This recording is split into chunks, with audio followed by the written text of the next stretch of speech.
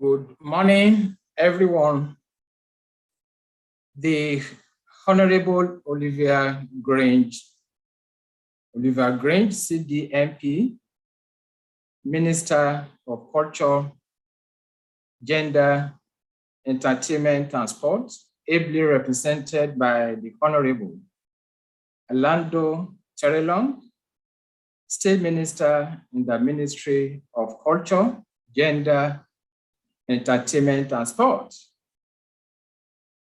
Our distinguished panelists, definitely you are going to be formally introduced later in the program.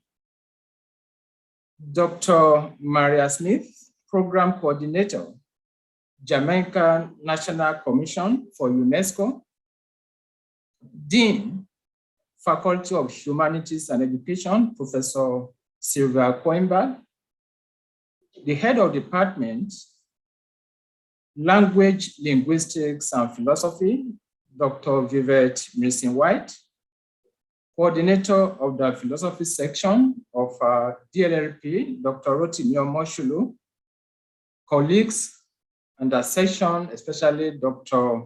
Sandra Makala and Kimaha Konen, colleagues in DLLP, Philosophy Society, distinguished members of the press, ladies and gentlemen, good morning. Today, 18th November 2021, marks the 16th anniversary of World Philosophy Day, established by UNESCO in 2005. This day calls to attention the enduring value of philosophy for the development of human thought, for each culture and for each individual. Ladies and gentlemen, this is a general theme, and as it were, organizations and institutions are given the freedom to use the general theme as a launch pad to localize philosophy within their own peculiar jurisdiction. Consequently, the philosophy section of the Department of Language, Linguistics and Philosophy has always decided to choose different themes each year to address current issues in Jamaica and, of course, within the global community in order to exemplify the influence of philosophical reflection on such issues with the aim of critically looking at them in such a way that arguments are presented towards the solution of particular challenges that stare us in the face as a nation and, of course, as a global community. This year's theme is entitled The Human Condition in Times of Crisis, Mitigating the Challenges of Life During and After a Pandemic. The question we want to actually embrace is that what is the role of philosophy, especially in trying to address the existential challenges that actually confront us as a nation and as a global community in respect to the ongoing pandemic. Towards this end, we have selected distinguished panelists that will speak on this theme across various academic and professional divides. They will be introduced at the appropriate time. We welcome our audience in virtual space, and we hope that we are going to have an excellent session. Once again, good morning and welcome. As we are moving on, the next item on the agenda is to cordially invite the Dean, Faculty of Humanities and Education, Professor Sylvia Coimbra, to give a welcome remark. Professor Coimbra. On behalf of the Faculty of Humanities and Education, I welcome all to the UWI UNESCO World Philosophy Day 2021. In 2012, as head of the Department of Language, Linguistics and Philosophy, I had my first experience of World Philosophy Day. And the theme that year was Philosophy, a Way of Life for Future Generations. And as you can see, the shirt that we produced for that day is one that I still cherish. World Philosophy Day has become a much looked forward to event on the calendar of the Department of Language, Linguistics and Philosophy. It is fitting that this year, World Philosophy Day confronts the crisis that we find ourselves in. A crisis which, however, has also provided us with opportunities. In this World Philosophy Day, we are able to bring together participants from outside the campus, from inside the Mona campus across different departments, and from our sister campus at Cave Hill. This is also something that a crisis situation does. It allows us to innovate. So this day, our special guests will help us look at the insights that philosophy can bring to this crisis and to answer the question how it is that we can mitigate the challenges of life during a pandemic. On behalf of the Faculty of Humanities and Education, I wish all a successful and insightful World Philosophy Day. Thank you, the Dean. As we have heard our Dean, she was formerly the head of Department of Language, Linguistics and Philosophy. She knows, what actually happens when we celebrate the Philosophy Day. And she's now the Dean of the faculty. So we thank you for your welcome address, Dean. We want to invite our head of department, Dr. Olivia White, to come and give greetings. Dr. Milson White.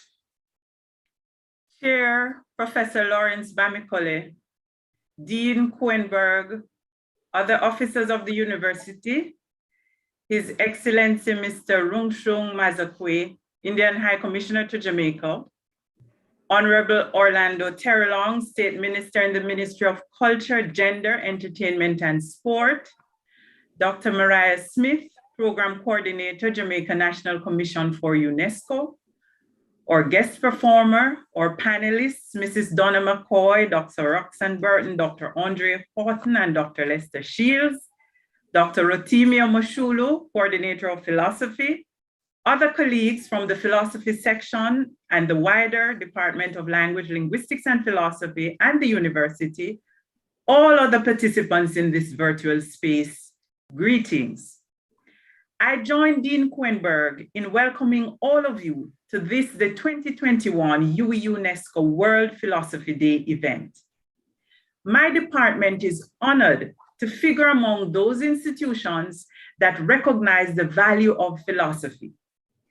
Knowing the importance of philosophy in helping us think through life and lived experiences, we offer students opportunities to engage in critical reflection on world issues, specifically as they impinge on the human condition. The themes we have used over the years to mark World Philosophy Day indicate the extent to which we feel strongly that contemporary issues require and stand to benefit from philosophical analyses. I'll draw your attention to those used since 2016. In 2016, the theme was Ethics as a Guide to Right Action, the Case of Doping.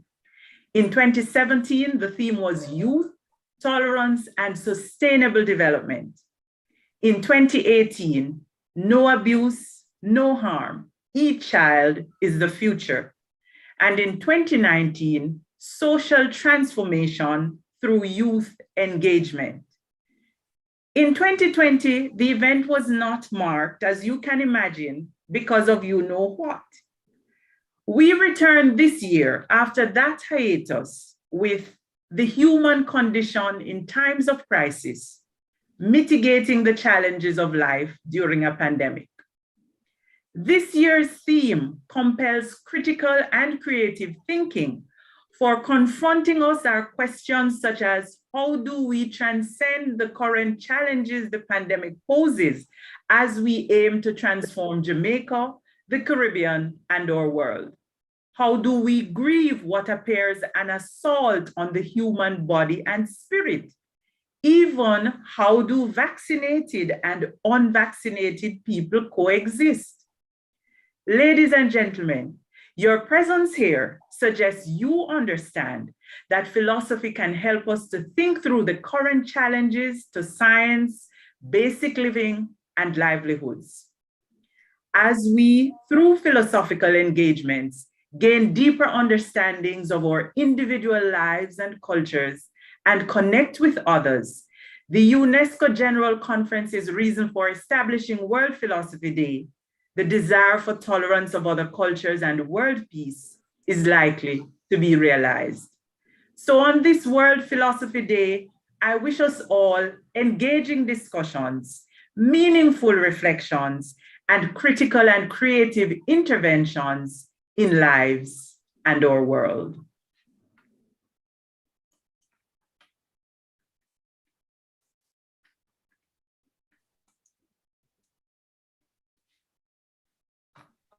Okay.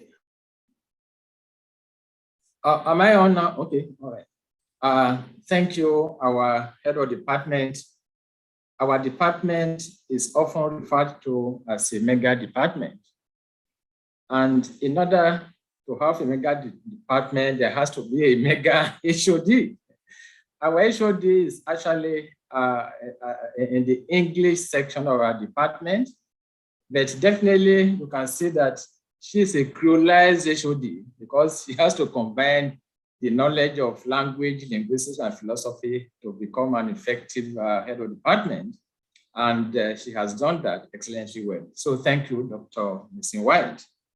I wish to call upon Dr. Rotimi Omosulu, who is the philosophy section coordinator, to give his opening remarks. Dr. Omosulu.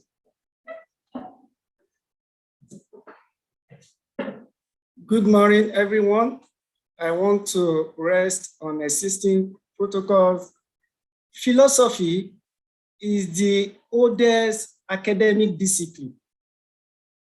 And I was surprised that this old academic discipline wasn't given the right recognition until 2002 by UNESCO to celebrate the value of philosophy. Because UNESCO was able to draw the attention of the world to the value of philosophy, UWI, Department of Language, Linguistics and Philosophy in 2004 had the first UWI UNESCO World Philosophy Day, ably organized by Professor Tunde Bewaji. I, as a person, I didn't have an encounter to this annual program in the Department of Language, Linguistics, and Philosophy, University of the West Indies until 2019, when one of the organizers of today's event came to my office that I should be one of the panelists to talk to the team, social transformation through youth engagement. I took it as a challenge because I barely spent 2 months in Jamaica. I left Nigeria August 2019 for Jamaica. I had not had enough knowledge of the environment in Jamaica, and she challenged me to be one of the panelists. I took it up and I spoke to the team to the admiration of the audience. So today, the team again is challenging human condition in times of crisis, mitigating the challenges of life during a pandemic. It is a theme that connects to everyone in attendance today. Whether you like it or not, you have been challenged by COVID-19 pandemic. So I looked at the list of the panelists and I'm convinced that every member of the team would speak extensively for us to take away the value of philosophy, because philosophy is the only discipline that interrogates any issue beyond any reasonable doubt. Therefore, I want to assure you that you will all enjoy your time with us in this program today. Thank you for your attention.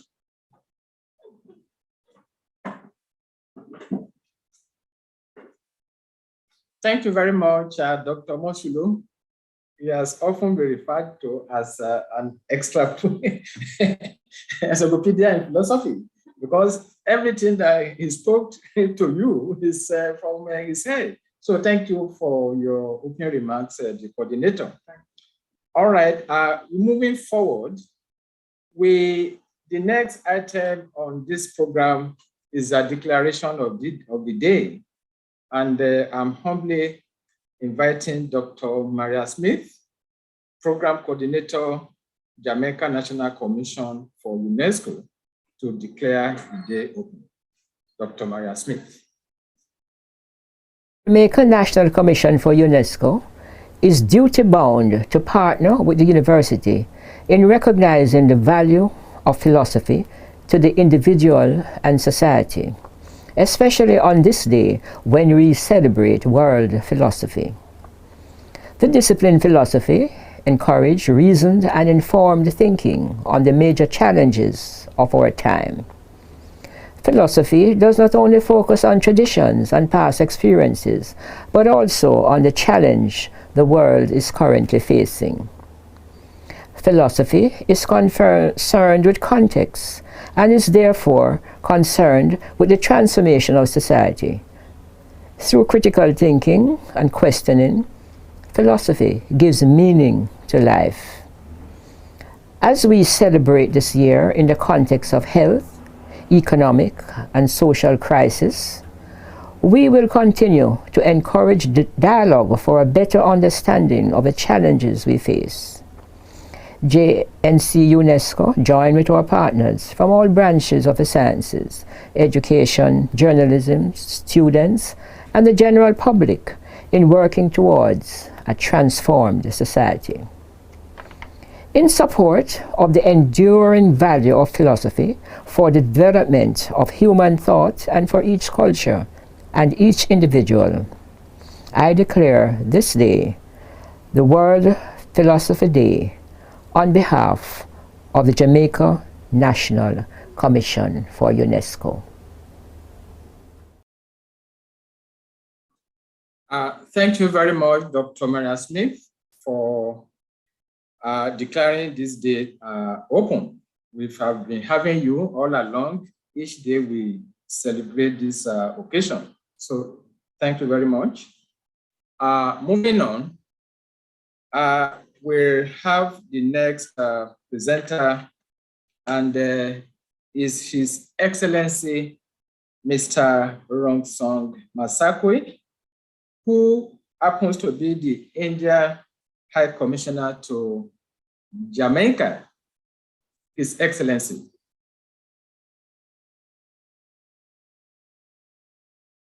I would like to thank the Language, Linguistics and Philosophy Department of the University of West Indies for giving me the opportunity to speak today on the entrepreneurial aspect of Mahatma Gandhi's teaching on the occasion of the UNESCO World Philosophy Day.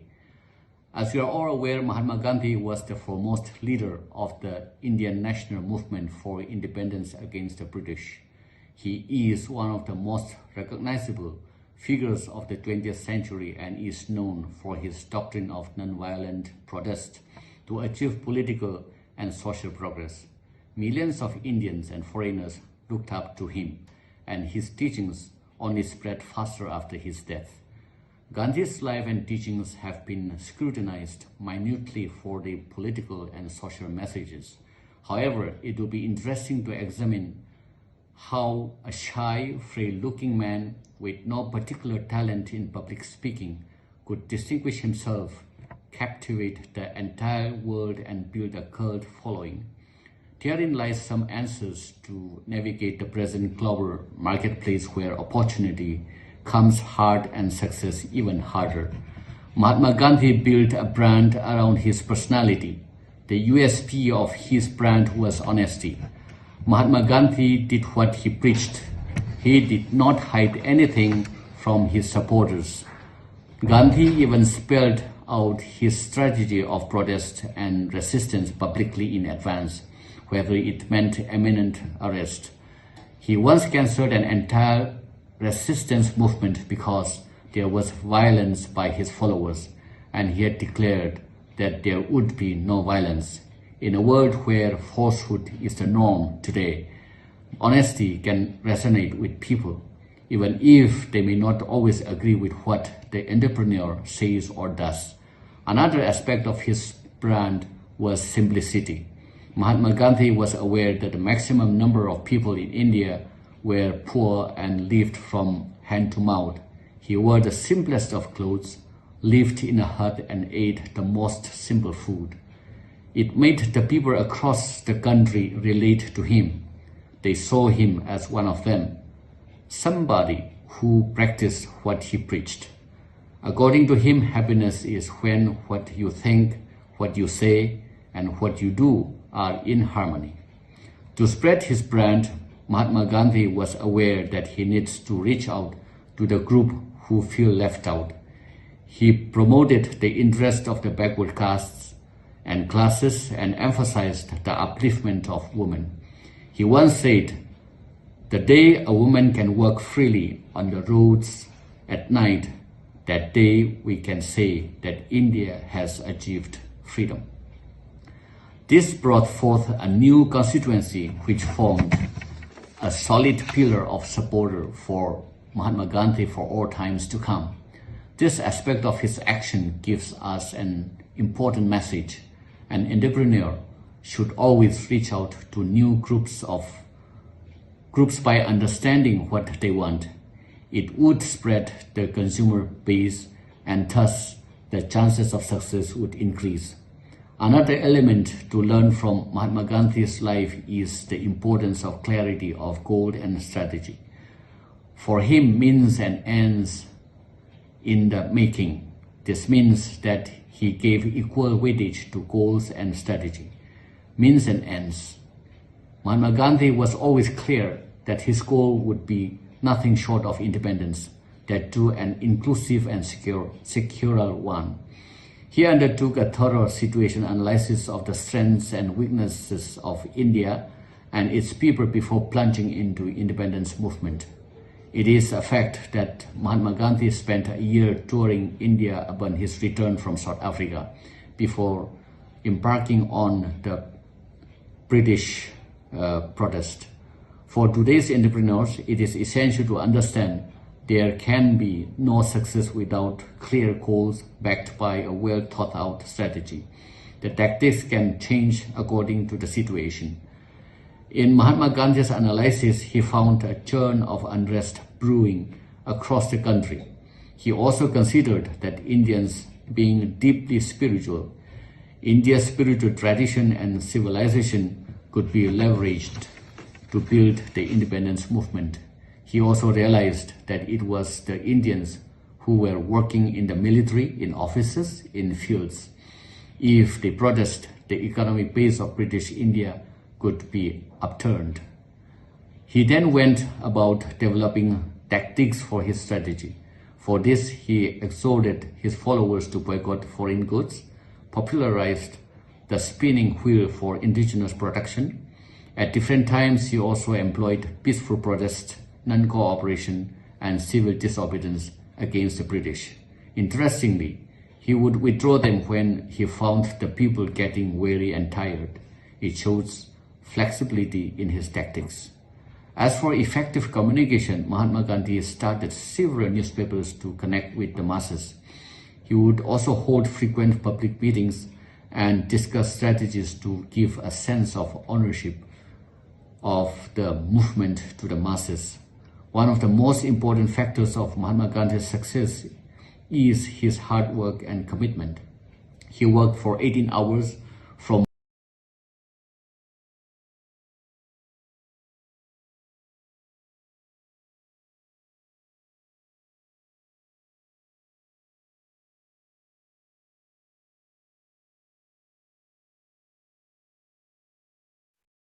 Is it possible to reconnect His Excellency again because he hasn't completed his speech?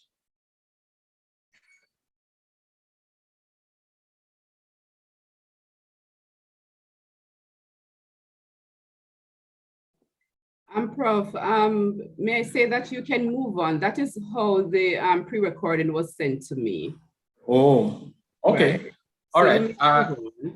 Okay. Thank you, His Excellency. You see, it is not just by accident that UNESCO has selected the theme of peace and non-violence for Philosophy Day, because we have heard that Mahatma Gandhi was an apostle of non-violence from India, and that is what we have heard His Excellency trying to relate to us this morning. So we thank you very much, His Excellency, for your brilliant speech. Moving on, ordinarily, if we are supposed to be on physical space, when it comes to the main address, we are supposed to stand, at least for the Honorable Minister of Entertainment and Sport. Whether we are at the physical space or not, I will crave your indulgence to actually stand while the Honorable Minister presents her address. And the Honorable Minister is ably represented by the Honorable Orlando Terrelonge, who is the State Minister in the Ministry of Culture, Gender, Entertainment, and Sport. Honorable Minister, you are welcome.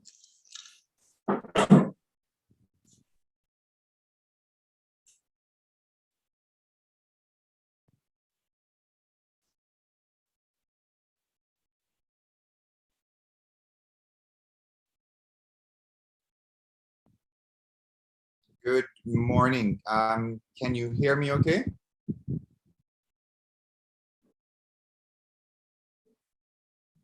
All right. Yes, we can hear you, Minister. All right, very well. All right, so good morning to everyone. Professor, who is our event chair, good morning to you.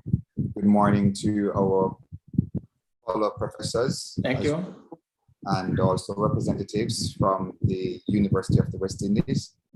Of course, our High Commissioner, His Excellency Masakui, the High Commissioner from India to Jamaica, distinguished panelists, ladies and gentlemen, our representatives joining us from Zoom and also from YouTube. I greet you all on my own part and also on behalf of our Minister of Culture, Gender, Entertainment and Sport, the Honorable Olivia Grange, who is unable to be with us here today. Minister Grange sends her best wishes for a successful celebration of World Philosophy Day and lauds this potent collaboration between the University of the West Indies and UNESCO, which is our global flagship agency for culture. Minister Grange, as some of you may know, was recently nominated for another period as Vice Chair of the UNESCO Board, and she herself has just returned from the UNESCO headquarters in Paris, where she ensured Jamaica's continued position as a leading global cultural mecca and advocate that is recognized and sustained. As it relates to today's theme, I find that it underscores the recognition of the role historically played by philosophy in moments of personal and collective crises. In fact, many of the world's leading philosophies have been in response to challenges and difficulties that have impacted the human condition. We can all agree that our world has not been bereft of catastrophes and challenges, whether through natural disasters or man-made engagement with the environment. There have arisen throughout history moments that have threatened the lives and livelihoods of man and caused him, this human being in the context, and has caused us all to question our very existence. So it is this personal and collective level, or at this personal collective level, that philosophies have emerged to re-engineer how the actions of human beings in response to our circumstances and how we can seek to more fully understand how to orchestrate a larger resolution for human existence. This moment of a seemingly unending pandemic with its contingent barrage of conspiracy theories has been no less demanding of human understanding and response as part of the need to mitigate and overcome the challenges.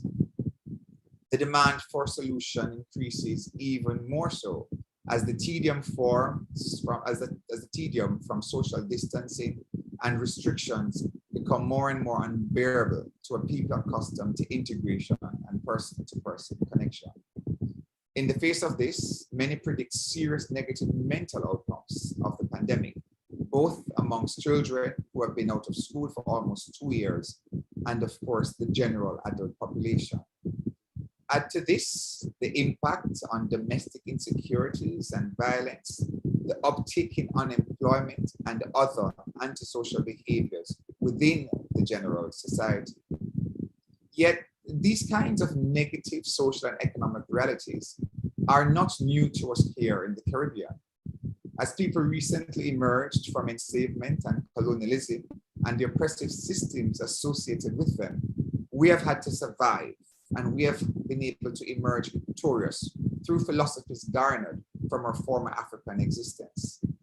For example, many of our people survived because of the African philosophy that it takes a village to raise a child. This ensured that in communities across our country, adults took on very seriously the upbringing, safety, and security of our children. Out of this philosophy emerged nursery rhymes, poems, and songs, which all aim to mitigate the potentially disastrous consequences for the community through social collective engagement. In other words, the philosophy that underpinned our thrust for collective survival of our people was embodied in one that understood the significance of collective engagement in situations of industrial inequities and social injustices. This was further manifested in the statement ascribed to the right excellent Samuel Sharp, that he, and I quote, would rather die on yonder gallows than live one more day of slavery. It was a philosophy that understood that none would be free until all are free, and that in this, none can be left behind. However, in spite of these philosophies and guiding principles within the foundations of our common history, today, in the face of a growing pandemic, we see a determination among our people of placing personal interest above collective security. In this reality, supported by conspiracy theories which abound through invasive social media, persons seem determined not to support protocols or vaccination thrusts, even if decisions place others at risk. Mind you, however, there are persons who, despite the challenges and despite how they feel personally, do stand in support of the protocols and have arisen to the challenge of ensuring that they and their families are in fact vaccinated. The philosophy of shared destiny, which populated our history over the years of enslavement and into the pre-independence era, now seems to be overtaken, however, by philosophies of nationalism, materialism, and even more so, increasingly, individualism, a direct result of industrialized capitalist philosophies that deny cooperation and collectivism as they project the individual over and against the many. Increasingly, over the years too, the macro philosophies that govern national and regional action were supported by philosophies promoted at the individual and familial levels by way of cultural mores and principles.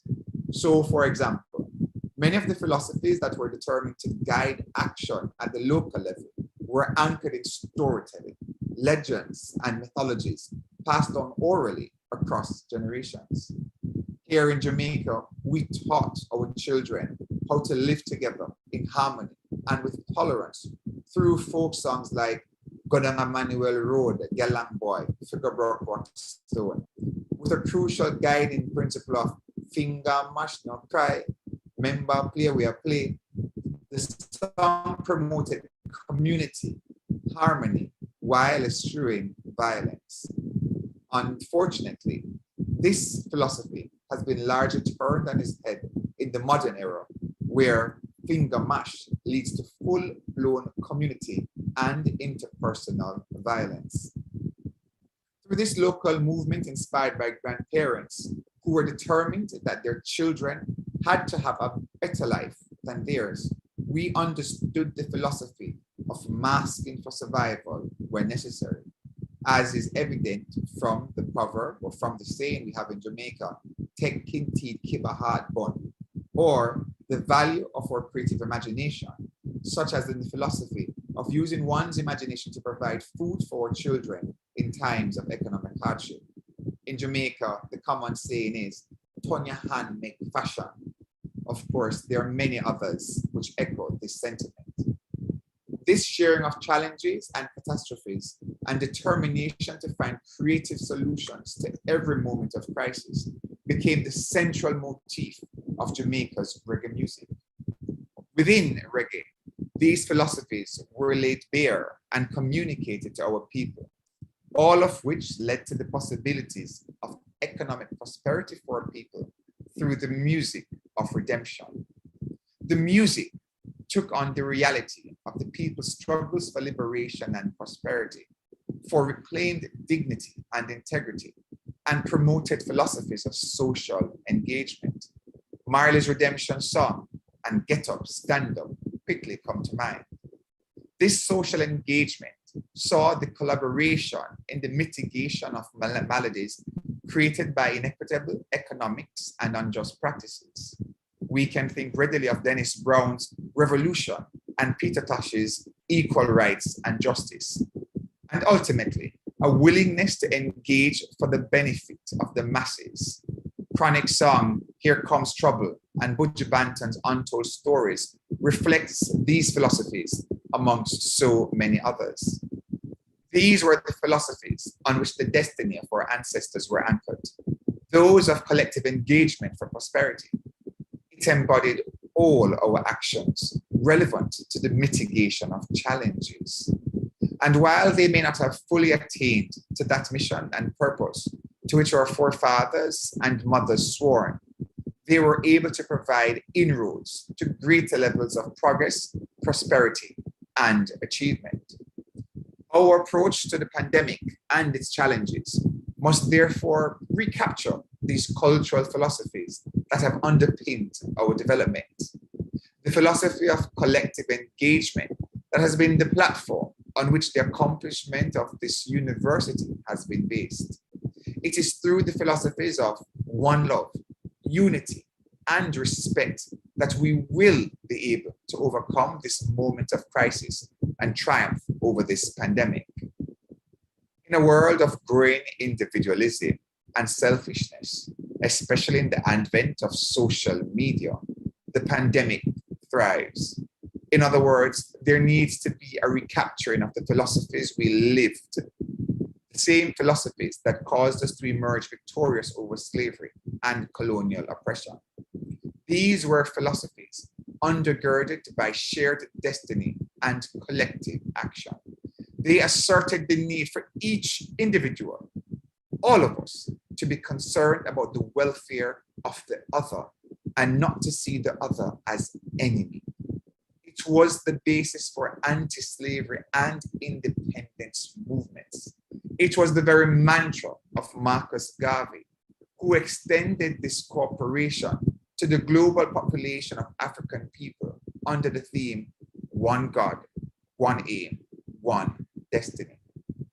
In closing, on this World Philosophy Day, we must demystify the construct of philosophy and remind our people that we invariably live by some philosophy, both at the national and personal levels. Philosophy that engages the wider population, that stimulates action in concert with the mission and purpose we seek to accomplish, will always lead to mitigation of challenges and improvement of the human condition.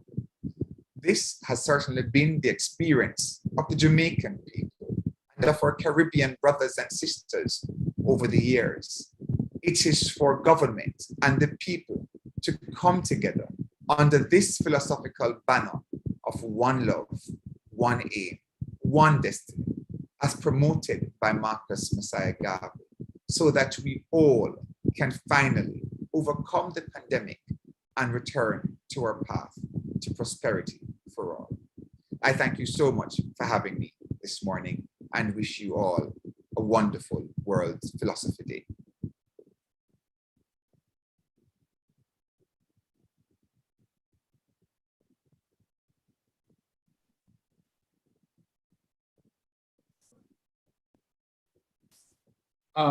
Thank you, the Honorable Minister.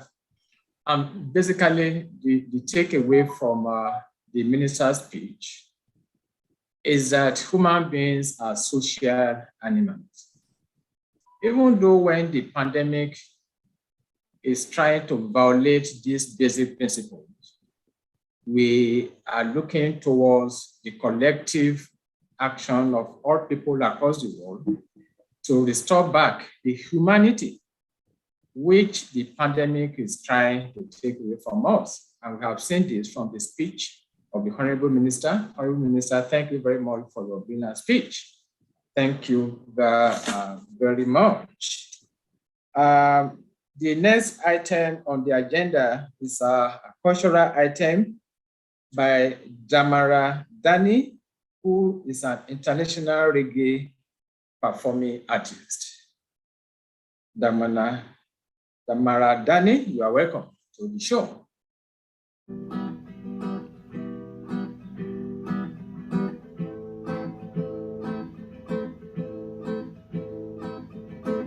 Yeah, greetings everybody.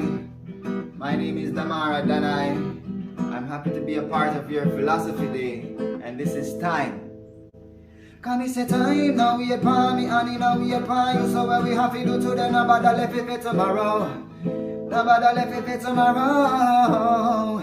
Because time now we upon me and now we upon you, so what we have to do today, nobody left it tomorrow. Me said the way time I fly, I want to clip it wings and slow down all the wicked things. Ease off the pressure where the critics bring. While I steady meditation, hear the crickets sing. It hard to keep up with the system. When I said for help my brother and army sister, how easy I get a youth become the victim. Trouble take him now, fit me short, fit him skin. Yeah, with every hour pass, now the hourglass. Me have to get up and look it whether it's sunny or it's overcast. Now waste no time I borrow buying a round of blast. Some of my mother can't afford a pound of parts. And all of it, those attack of the world them out and pass. When that I bust the big Sam supernova blast. Years from graduate out of class, some have to wonder how they are fast. Because time now we upon me and now we upon you, so what we have to do today, nobody left it tomorrow. Cause time now we upon me and now we upon you, so what we have to do today, nobody left it tomorrow. Nobody left it tomorrow. So with every tick where the clock make, me a pop sweat, I work hard to get the key like a locksmith. Cause when that door you fly, me know me get the access. So me not ready to stop yet. On procrastination, me no practice. Come on, you want to sing and call you want to actress. For all the friends we come and knock this, no ask if them want to see you in a casket. You have time for waste, so me not have time for lose. Have time for trace, so me not have time for you. Cause time can't replace and time can't refuse. Worse nowadays, me can't find time for snooze. Me want time and lace, so me can't find the shoes. Not untie the state, still I try find the food. And that's me stay on time on the queue. But must fly the gate and yeah. Because time now we upon me and now we upon you. So what we have to do today, nobody left it tomorrow. Nobody left it tomorrow. Because time now we upon me and now we upon you. So what we have to do today, nobody left it tomorrow.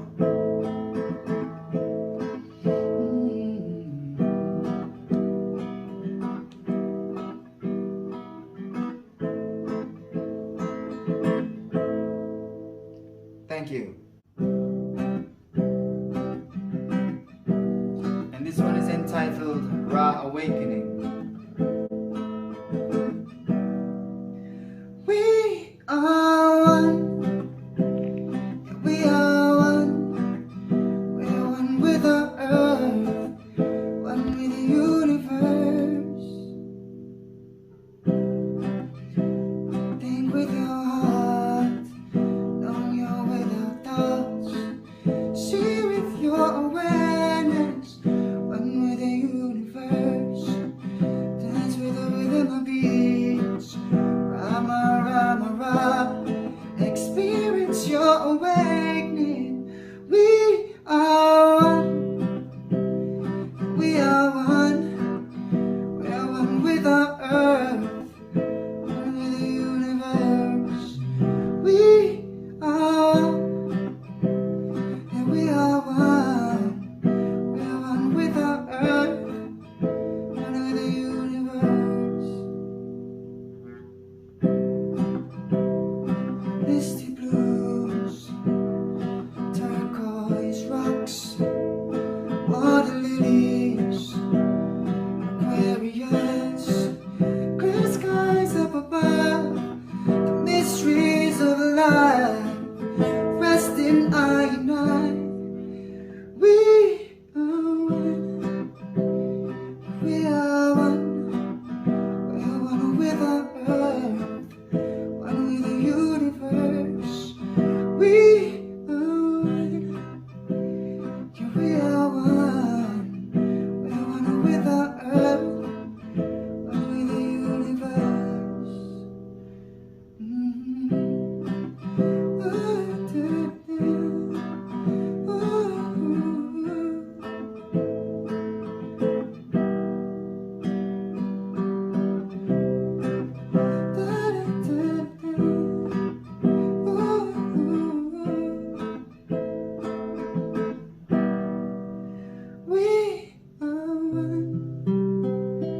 We are one. We're one with our earth. Thank you.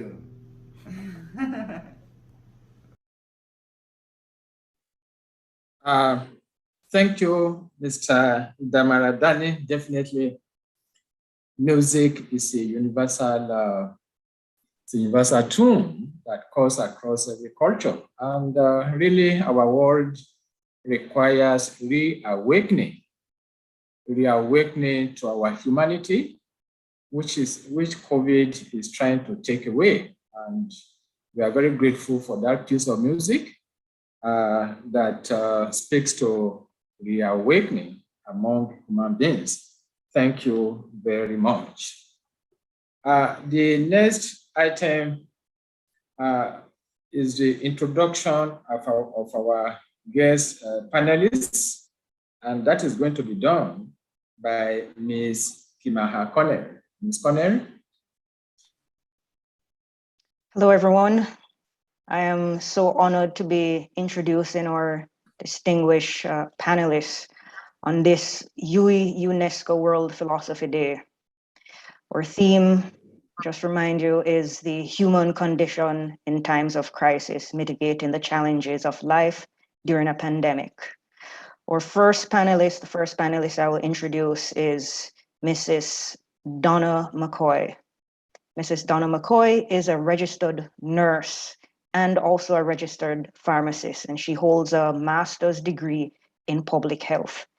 She's currently a part-time pharmacist with the National Health Fund and is serving her third term as a member of the National Bioethics Committee of Jamaica, where she is in her first year serving as the chair of this board.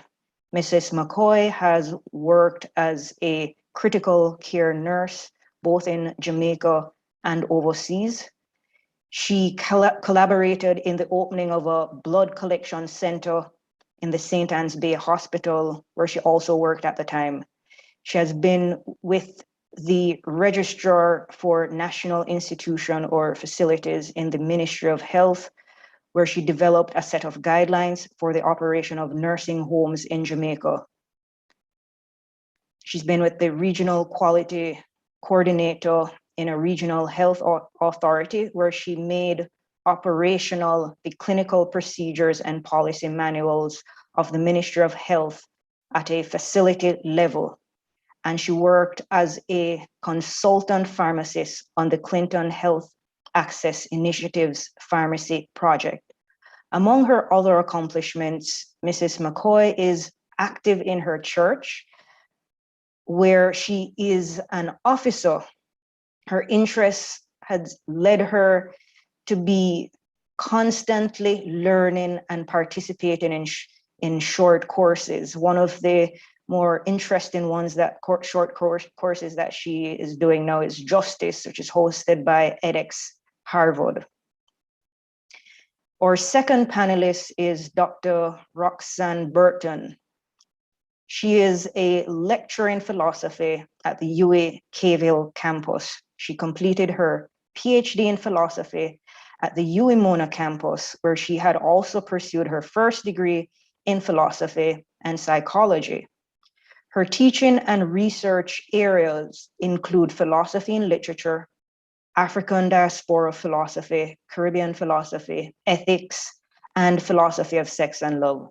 She's currently the coordinator of the philosophy program in the Department of History and Philosophy at the Cave Hill campus. And I might add that Dr. Burton is the second female to receive her PhD from the UA.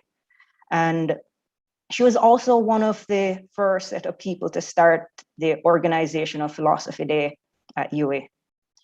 Our third panelist is Dr. Lester Shields. Dr. Lester Shields is a counselor at the UA Health Center.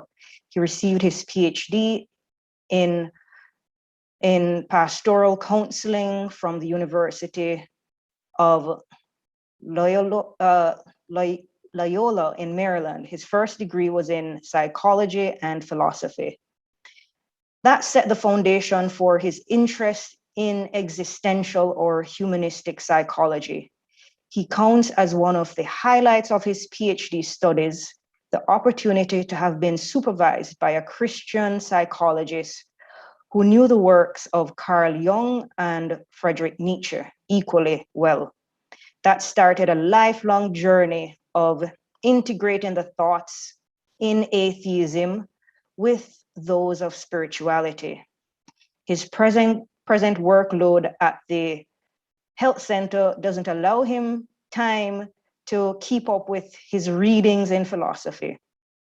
His only philosophical endeavors these days is watching Returns of the Matrix.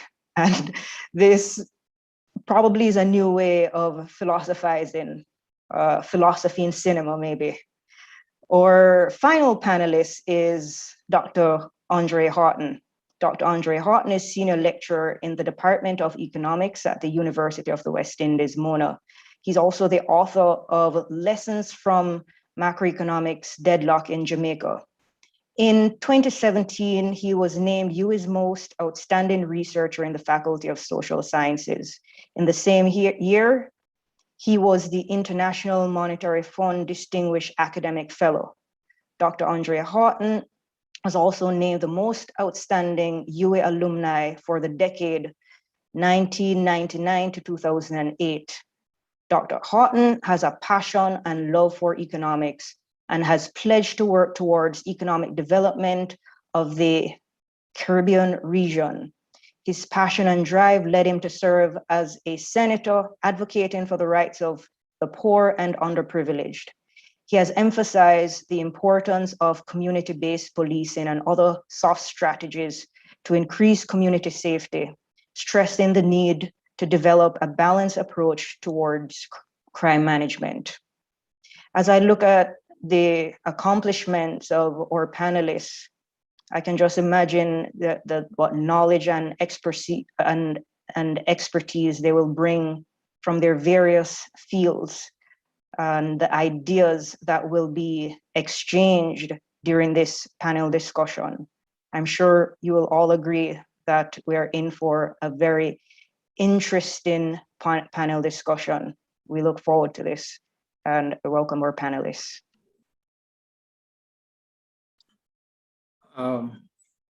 Thank you, Ms. Connell, for that brilliant introduction of our panelists. Now, I just want to set certain rules for the game of this discussion. Each panelist will initially be given 5 minutes to respond to the questions that we are going to pose. And after each has responded, to that question within the time allotted, we shall take questions from our audience. And after that, we return back to the last set of questions. This time around, we'll give our panelists 3 minutes each to respond to these questions. And so the first question that I have on the list goes to Dr. Andrew Houghton. Dr. Andrew Houghton, and the question is this.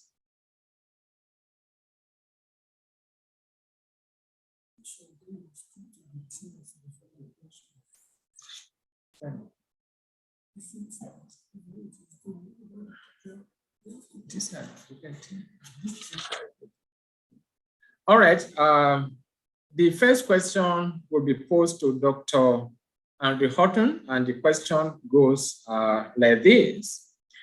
Labor is uncontrovertibly one of the human conditions, and the COVID-19 pandemic has pushed many people out of jobs. To what extent is the COVID-19 pandemic the pandemic of the poor, given the gap between the haves and the have-nots, seems to have been exacerbated now? That is the question to Dr. Houghton. 5 minutes, Doc. Hi, everyone. Good morning, Prof. Good morning to the other panelists as well. Thanks so much, Kimaja, for that introduction. Now, what has happened is that the COVID-19 pandemic has really came and hit the globe by surprise. It resembles the Spanish flu of the 1918-19 mixed with the Great Depression of the 1930s. So we're basically caught up in a health pandemic alongside an economic crisis. And what has made matters worse is that factors to improve the health conditions, like, for example, social distancing, working from home, lockdowns, and curfews, have had a negative impact on the world. Now, since the COVID crisis 19 hit us, more than 75,000 people have lost their jobs. To put that into context, that's about 8% of Jamaica's total labor force, about 8% of the total labor force. So if you're thinking about the unemployment rate, that was about 7% prior to the crisis, and we lose 75,000 more people, which is more than those who were already unemployed. Now, fundamentally, what this has done is that it has driven many people out of income, and without income, we know that a lot of these people cannot survive. So that is the legitimate economy. Let's move now to the underground economy and discuss that for a minute. Now, about the same size as the real economy in Jamaica is the size of the underground economy. A lot of people who benefit from the tourism industry, the tour guides, the workers in the craft markets, a lot of people who would benefit from the movement of others, those who peddle their wares along the street sides, those who sell in the markets, those who sell on the main roads, those who sell jerk chicken at nights, especially in the corporate area and Montego Bay, as well as other towns where there was a budding nightlife prior to the COVID-19 crisis, then many of these people would have lost their jobs. And it's really sad because when you look at a developing country like Jamaica, prior to the COVID-19 crisis, we were really making strides in terms of getting our fiscal house in order through a fiscal rule and really bringing down our debt to a sustainable level from over 146% of GDP to about 96% of GDP in 2016, which was slated to move to about 60% of GDP by 2025. What this would have done is that this would have relieved a lot of the fiscal spending in our budget to basically push towards social safety nets, as well as further capital expenditure to broaden the atmosphere for getting business done in the country. When we speak about the poorer set of people, we have to mention the level and the quality of healthcare across the country. I'm from Montego Bay, and a lot of the public facilities, the public hospital, Cornwall Regional, just to name one, has been in refurbishing mode over the last 4 or 5 years, which if we had enough budget room, we could have improved and speed up the process so that now when the pandemic is hitting us, we would be in a good position to respond to the crisis. Now, where does that leave us? We realize that in order for the economy to really come back on board, a lot of the emphasis has been placed on vaccination. So a lot of emphasis has been placed on vaccinating people in order for us to get the economy off the ground. But alas, there again, with the vaccination process, those in the lower half of the country still face some amount of vaccination discrimination because of how it has been distributed. And along with vaccine discrimination, there has been a large amount of vaccine hesitancy by Jamaicans who simply do not understand and trust the vaccine process. So all of this combined has really made the COVID-19 crisis the most severe that we have seen over the last, say, 70, 80, 90 years. Since the crisis, what has happened is that if we were to compare to the global financial crisis of 2008, 2009, at that time, the Jamaican economy declined by 4%. With the COVID-19 crisis, the Jamaican economy declined by 10%. Talking about 10% of GDP, we're talking about $200 billion, Jamaican dollars. So, we're talking about 1.5 billion US dollars. So, in this case, where does that leave us now as a country? The onus is on us now to really look at what has been happening, because the government did not have any money to really do social intervention spending similar to what took place in America. However, Jamaica benefited from the remittances, because what we realize in the country is that a lot of people who are out of work and poor have somebody abroad, at least a friend, a family, or a close relative who they can call upon to provide some amount of income relief for them during their time of need. So the remittances that we get from abroad serve as a social safety net, but fundamentally Jamaica faced what we call a labor productivity issue. So that was the first thing you spoke about where our human resources are concerned. We are not as productive as we want to be in order to create value. And that is where we need to direct our conversation as to how now can Jamaicans improve the level of productivity, that is output per person, for us to create value in the near future. Beautiful. Thank you, Dr. Horton. Definitely, we do not expect less than that from the erudite economists. Thank you very much. Moving on to the next question and the next presenter is Dr. Lester Shears. And the question for Dr. Shears is this: what advice do you have for persons facing stress and depression as they grapple with the social and economic stresses occasioned by the pandemic? Dr. Shears. Thank you for having me on the panel, and thank you for posing the question. I want to frame my response in the philosophical discussion on the common good, not just to make it a psychological response. and specifically to say that at this time we need not so much social distancing, but social cooperation when we're looking at mental health issues. Sorry, there was a little interruption. We learned, I would say, and others would agree, that we learned at the start of this pandemic that we had to redefine what are essential services. But we had a list in our heads of what that would be. But then we found out that for society to function well, there were others that we had overlooked. And I think mental health falls into that category of what is an essential for the society to work, that we have awareness of that. Unfortunately, I would say we grew kind of fed up of the new normal, and we keep agitating for things to return to normal.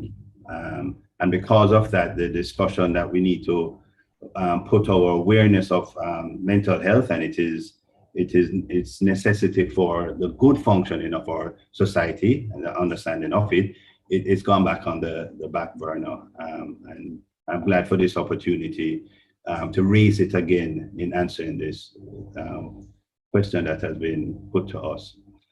A simple response to what we need to do to deal with the stressors during this time is to don't go it alone. So the social cooperation, get others involved, be open, connect to others about what is happening. So the first thing is to then be aware that there is a problem. In a society where we can be very individualistic, and we can be that we have to show ourselves to be perfect, or we have to be able to manage things. Too often, because of that, we are very slow in admitting that there is a problem, and so we continue on the same mode. The stress levels increase, and sometimes there can be a breakdown in our functioning because of that. So the very first thing we have to do in dealing with the stressors caused from any national disaster or a pandemic like we're going through is to admit when we're having a problem. It's kind of funny that our human nature, it is in our human nature to be emotional. You could say that we are, one definition of the human being is that we're emotional animals, we are emotional beings. And in our lifetime, we do experience a wide range of emotions, and the pandemic is bringing out for us that what we are taken for granted, that we are a certain type of person, we can't take that for granted anymore, because we are experiencing more of the emotions that we are capable of. And it should be no surprise, but it has been to a number of people, that when there are changes in our environment, there are changes in our emotion. So one of the things that is happening with the pandemic is we are becoming more aware of ourselves as humans, in that we are aware that we are emotional beings. It is also our nature, unfortunately, as humans, to not acknowledge that we have emotions, because sometimes it can be very scary. It can be a bit frightening to have an emotion that we have not had before. And also, just based on our culture, some emotions are not allowed, so to speak. And so we'll say, if we ever experience them, I don't have that. It's not there. So our society can frame us into in a sense, not acknowledging that we are human, and that as humans we are emotional beings. And this is a major problem when it comes to how to deal with our responses to a pandemic. Because before the pandemic, we were in the practice of not acknowledging the wide range of emotions, and that we do respond emotionally. to changes. And as I said before, some of our emotions, and for some people, just one particular emotion, can be quite frightening to have it. You can take, for example, the first time someone experiences what is called a suicidal feeling.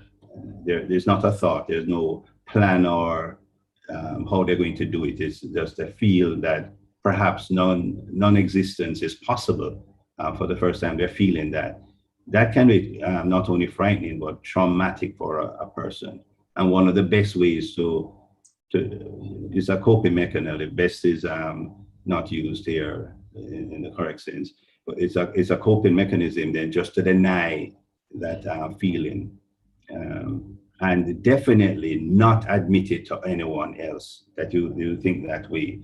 And so with that, we're even more socially isolated at a time when our emotions are changing and we're experiencing different emotions, to become more socially connected, because it is helpful to do that.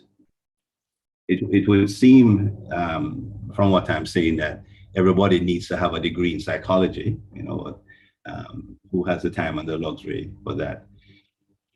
And the truth is we don't. The starting point is that we have to acknowledge that we have emotional response to the changes and the things that are happening to us, and that we can experience emotions at certain severity in a way that we have not experienced it before. So to say this has never happened to me before, or I've never felt this way before, is not helpful. And also, we don't need as a society to tell people to get over it, move on. There's a way in which we should be able to, and it will take practice, be able to sit with a person, so to speak, while they express what it is that they're going through.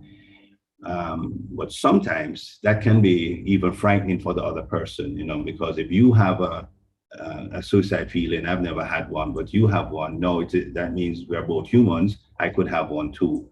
And so we quickly say, let's brush that aside. So the type of social cooperation that we need to help each other needs to be talked about. It needs to be put on the agenda. And I don't think that mental health awareness can be subsumed under the other things that are considered for the common good, like healthcare, public safety, a just legal system, clean environment, and a thriving and flourishing economic system. I know some would want to add to the components of the common good is a thriving entertainment industry, and it is probably good for the common good, yes. Something counts as a common good only to the extent that it is good. It is a good to which we all have access, and we need access to mental health awareness in and of itself. And so I think it needs to be added to the list, separate from the other components of what is the common good that we say for the functioning of society. We have to find a way to let people know what are all the components of the common good, and mental health awareness is one of those. I'd like to add that.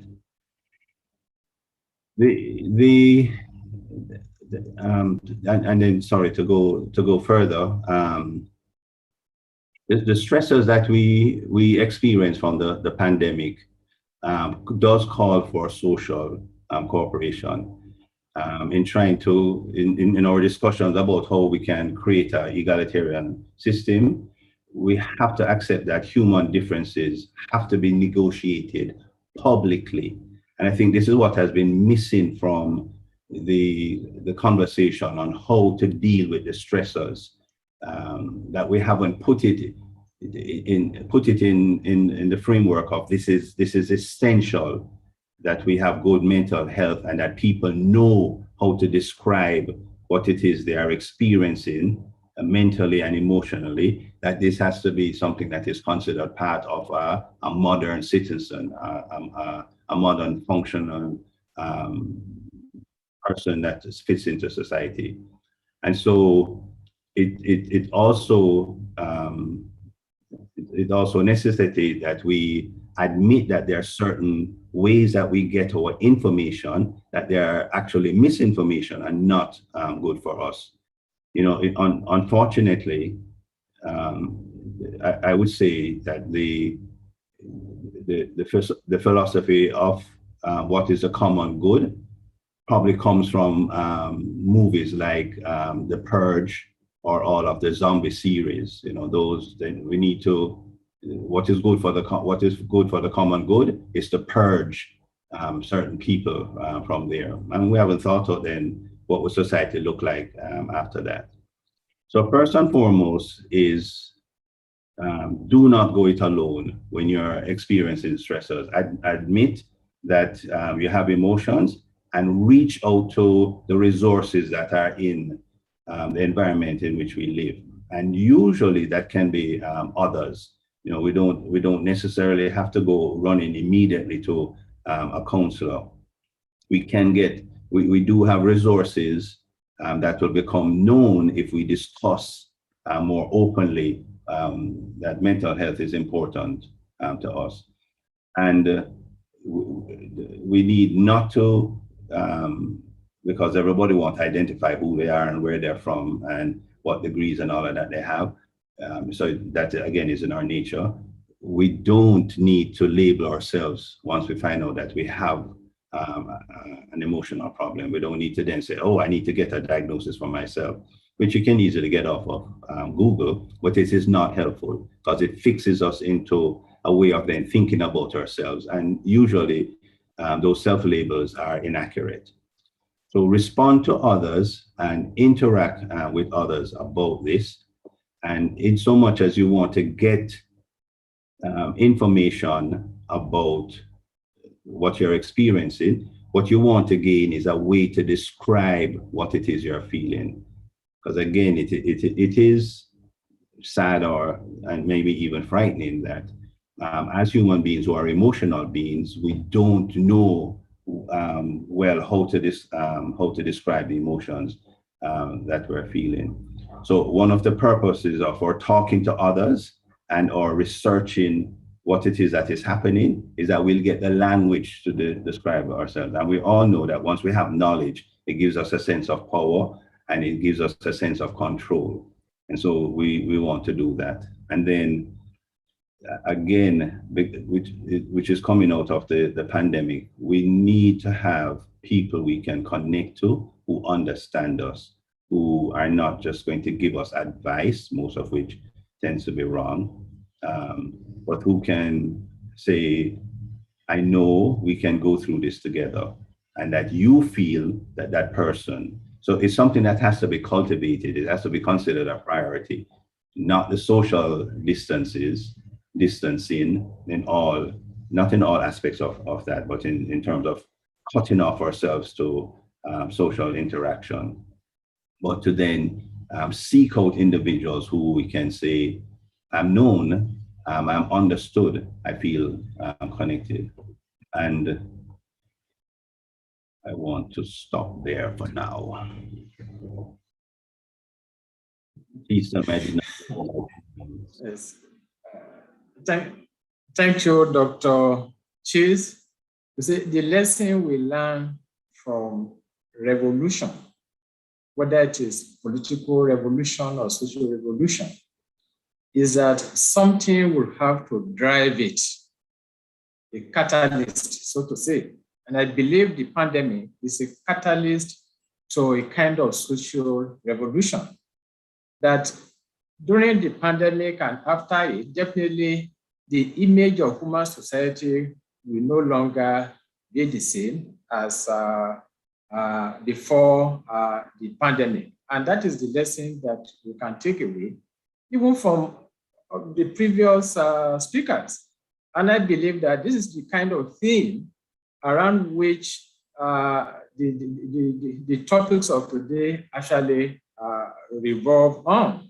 And we have heard a lot of that from Dr. Shears.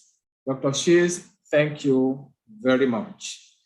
Moving on, the third question, and this question is going to be thrown to our third panelist, that is Dr. Roxanne Burton. And the question is this: what new economic challenges are evident within the Jamaican/Barbados context since the pandemic? And as a nation, how do we create an enabling framework for the reopening of the economy? Dr. Burton. Thank you very much, Professor Bamikole, and thank you very much to my old department for inviting me to be a part of this World Philosophy Day celebration. And I want to acknowledge the work that has been put in by the team in organizing the sessions. I know that it is a lot of hard work to organize these events. Now, of course, I will start off with a disclaimer. I am not an economist like Dr. Horton, but I can speak to some of the facts that I know, what has happened, because I'm based in Barbados, but as you can hear, I hope by my accent, I am a Jamaican. So I can say something about the Barbados context, but also say something about the Jamaican context as well. So in Barbados, unlike in Jamaica, there was a serious period of lockdown last year. In fact, there have been two very significant periods of lockdown since last year, March. So there was one period where every single business place, apart from supermarkets and banks, were closed, and pharmacies and gas stations. And we were going through a period where we were going to supermarkets, to the supermarket, to the bank, based on our surnames. So with my surname, Burton, I had 2 days that I could go to the supermarket. And that lasted for almost 2 months.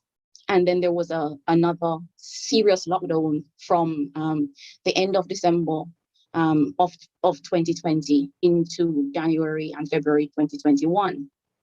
Now, as you can imagine, the impact of that has been significant in terms of the economy, because what it has done is that it has forced, of course, many people out of business. And Jamaica, like Barbados, depends significantly on the tourist industry in order to survive. So the Barbados economy contracted much more significantly than the Jamaican actually contracted because of the higher dependence on tourism in Barbados, one, but also because of the fact that there were these significant periods of lockdown.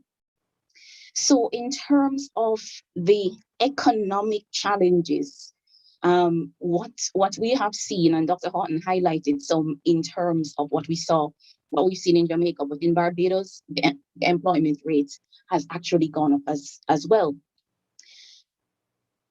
One important difference that I will highlight between what has happened in Jamaica and what has happened in Barbados is the social safety net that is in place in Barbados compared to Jamaica.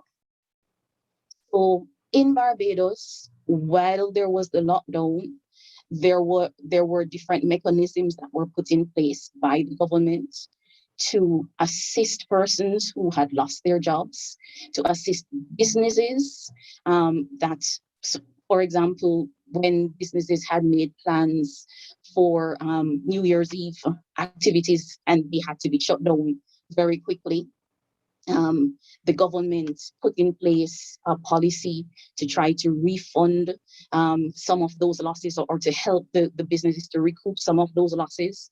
So there is that sense in which the Barbados government has been more reactive and responsive to the situation that has been faced by persons because of the pandemic. Now, in Jamaica, when there's a roadblock because of light, water considerations, one of the things that people talk about a lot is, we want justice, right? That's one of the chants that you hear, one of the mantras, we want justice.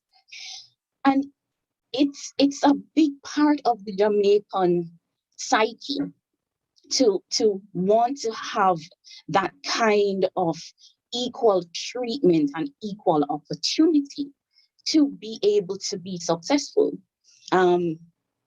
Professor Rex Nesselford spoke about this very clearly, and Professor Charles Mills, who unfortunately passed away sadly a month or so ago, spoke about this same idea, building on Nesselford's work, where he talks about the idea of smadditization. You want to be smaddy too, right? That recognition of your value within the context of society.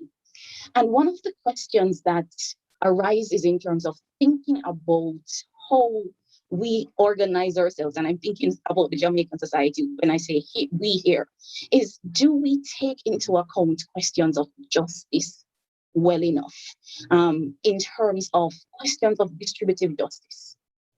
So do we have enough opportunities for people to be able to meet their basic needs?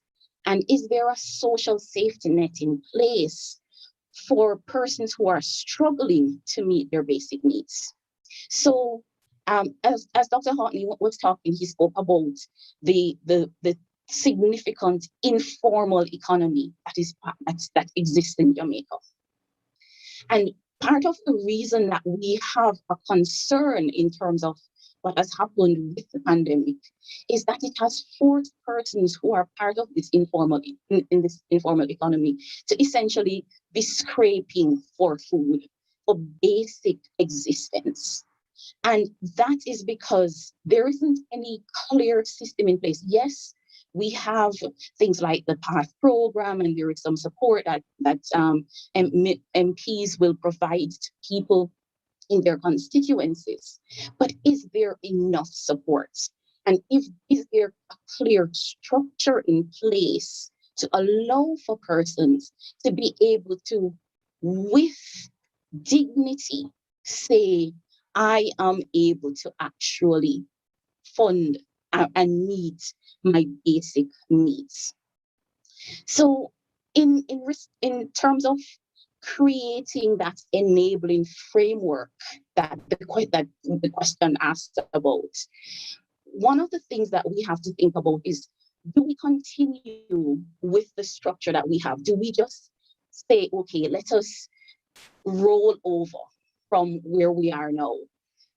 COVID-19 kind of disappears or it's pushed back a bit because we have the vaccination. So as the Prime Minister said earlier, we're going to have, earlier this week, we're just going to have to live with it.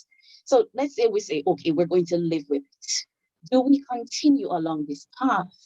Or do we start thinking very seriously, what are the foundations on which the government has built the economic structures of the country?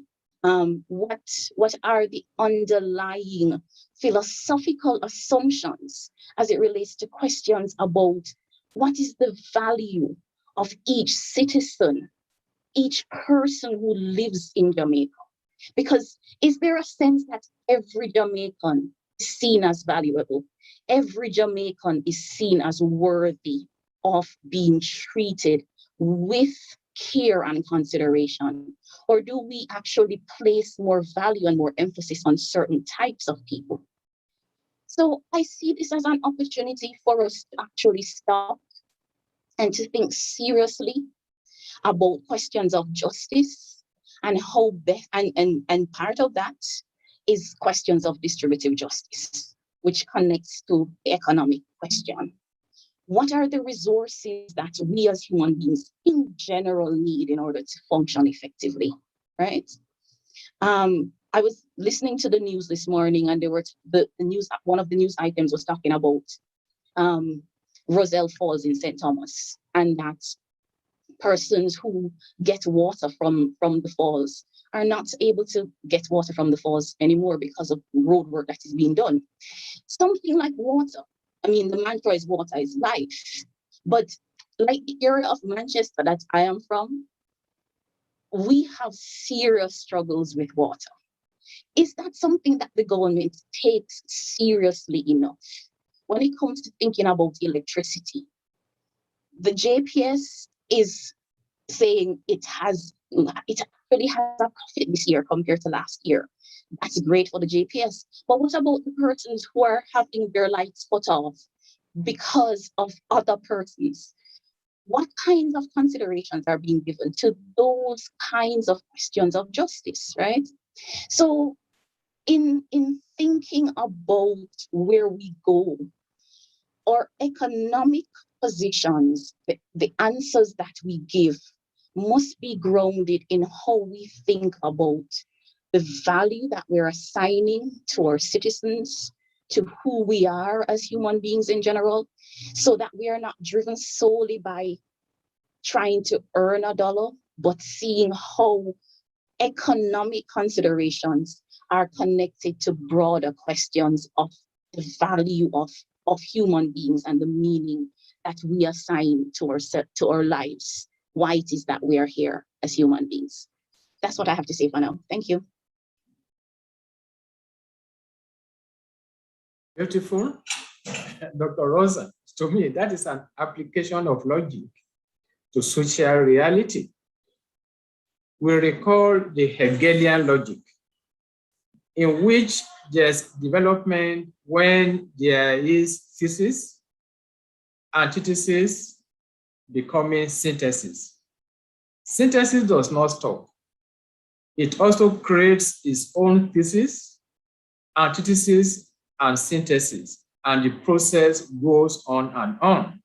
This is the process of development. Whether it is human development, whether it is economic development, whether it is any kind of development at all, there has to be a kind of antithesis between the negative and the positive, producing something that is new. That is what we have learned from Hegel, and this is also what we have learned from the presentation of Dr. Botten. So Dr. Botten, thank you for that enlightening presentation. The final panelist for this segment is Dr. Donna McCoy, and her question is this: can there ever be a mutually ethical justification for compulsory COVID-19 vaccination? Great debate. Dr. McCoy.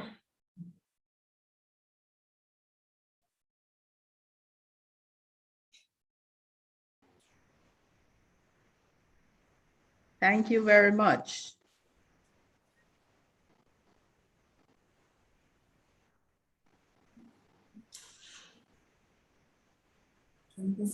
Well, yeah, you are on, Dr. McCoy, please, move on. Oh, should I go ahead? Okay. Please go ahead. Thank you very much, Professor. And thanks very much for the Department of Language, Linguistics, and Philosophy for inviting the Bioethics Committee to sit on this panel. My question: can there ever be a mutually ethical justification for compulsory COVID-19 vaccination? We have to ask ourselves a couple of questions. How can the responsibilities of the state and the individual intersect amicably? When do the rights of individual and the responsibilities of the state diverge, and how do they converge? It is usually in the exercise of public health.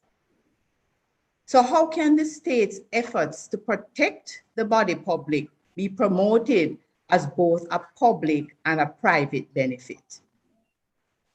We can look at Article 5 of the Universal Declaration of Bioethics and Human Rights, which states in part that the autonomy of persons to make decisions while taking responsibility for those decisions and respecting the autonomy of others is to be respected.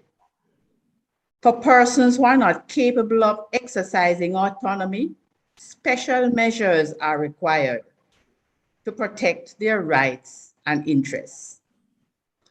The International Bioethics Committee had examined this article, and this informed on new developments in healthcare and research and how these may impact individual responsibility, personal care, and health service organization. We should also consider how this would affect those responsible for vulnerable persons.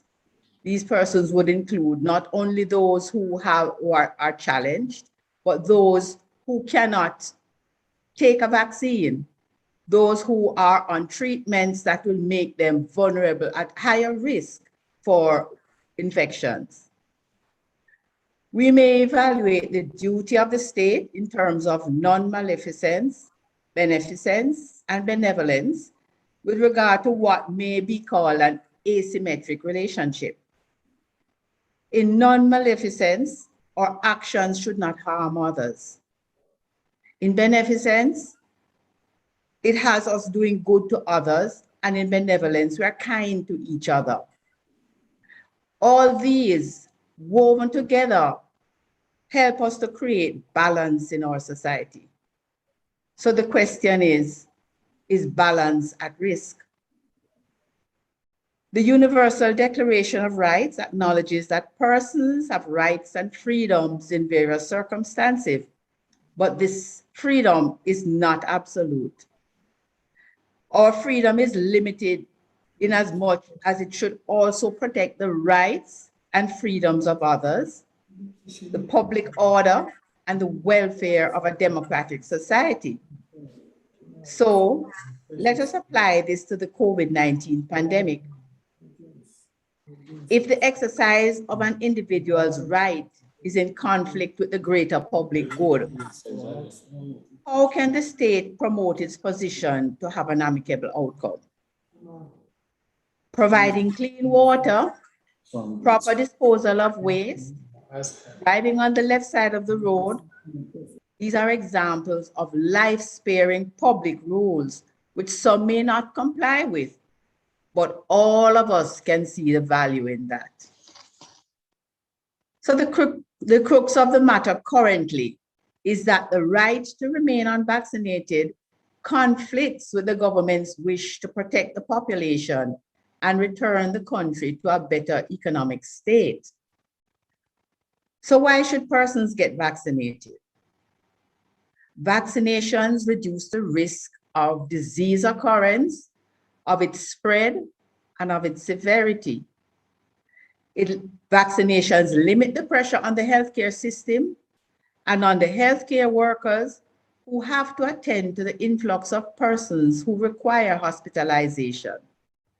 Yet, some persons view the vaccines with suspicion, and this is fueled by multiple information sources whose veracity cannot be objectively evaluated. There are others for whom vaccination is not a part of their social and cultural values, and we have to respect that.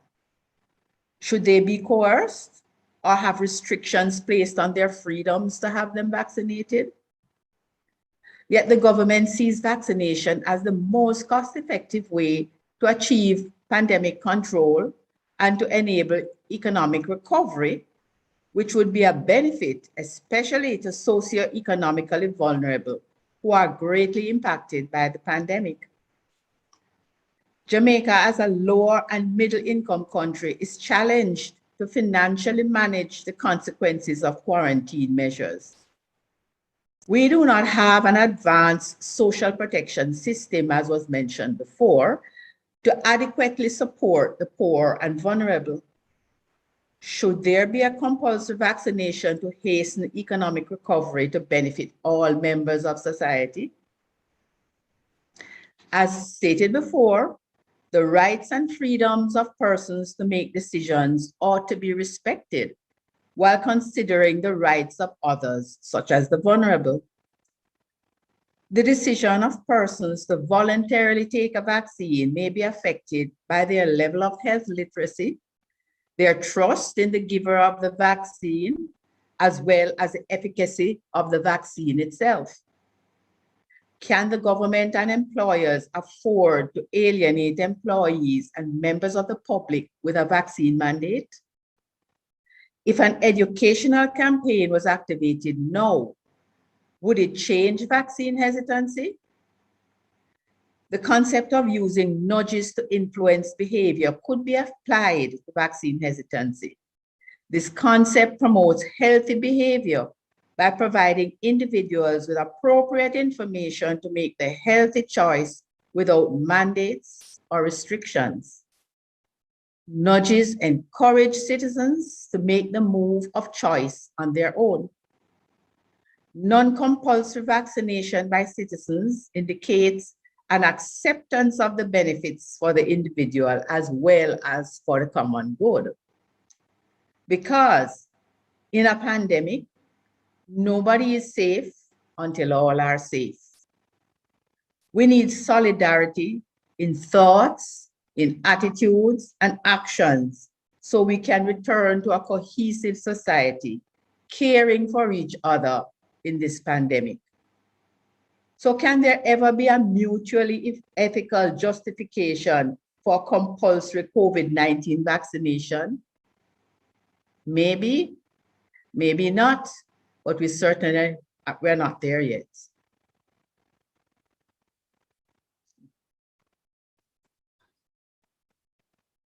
To make a slight correction, Prof, I am not doctor. I'm not a doctor. I am Mrs. McCoy.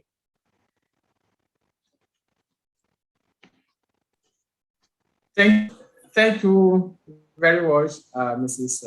McCoy.